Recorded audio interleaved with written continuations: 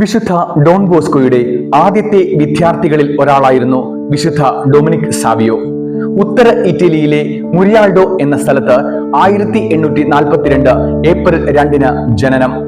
ദരിദ്രരായ ബ്രിഡ്ജിഡും ചാൾസ് സാവിയോയുമായിരുന്നു മാതാപിതാക്കൾ. ബാല്യത്തിലെ അവന്റെ ഹൃദയം ദൈവത്തെങ്കിലേക്ക് ഉയർന്നിരുന്നു. ആദ്യ കുർബാന സ്വീകരിച്ച ദിവസം അവൻ എടുത്ത തീരുമാനം ഇന്നും നമ്മെ ഓരോരുത്തരെയും അത്ഭുതപ്പെടുത്തുന്നുണ്ട്. മരണമല്ല, പാപമാണ് ഞാൻ ഭയപ്പെടുന്നത്. പ്രാർത്ഥിക്കുക, കടമകൾ വിശ്വസ്തയോട് നിർവഹിക്കുക, ഇതായിരുന്നു അവന്റെ ആത്മീയത.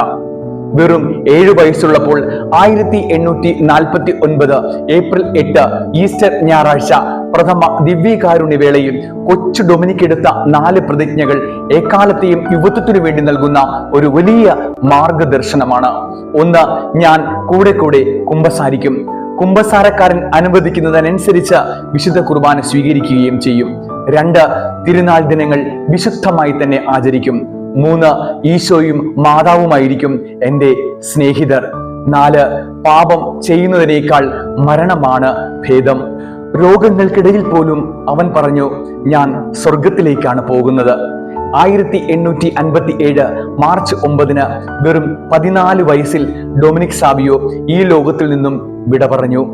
മരണമുഹൂർത്തത്തിൽ പോലും അവൻ പുഞ്ചിരിയോടെ സ്വർഗത്തെ കണ്ടു. അവന്റെ ജീവിതം നമ്മോട് ഇപ്രകാരം പറയുന്നു: പ്രായമല്ല വിശുദ്ധിയുടെ അളവ്, ഹൃദയത്തിലെ ദൈവസ്നേഹമാണ്.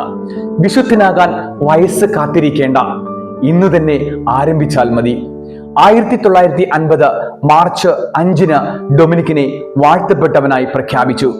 1954 ജൂൺ 12 ഡൊമിനിക്കിനെ വിശുദ്ധനെന്ന് നാമകരണം ചെയ്തുകൊണ്ട് 12ാം പിയൂസ് മാർപ്പാപ്പ പറഞ്ഞു, വെറും 15 വയസ്സുള്ള ഈ ബാലനെ അൾത്താരയിൽ വണക്കത്തിനായി പ്രതിഷ്ഠിക്കുവാൻ എനിക്ക് അതിയായ സന്തോഷമുണ്ട്. ഈ കാലഘട്ടത്തിന്റെ യുവത്വത്തിന് ഡൊമിനിക്ക് ഒന്നാം തരം ഒരു വലിയ മാതൃകയാണ്.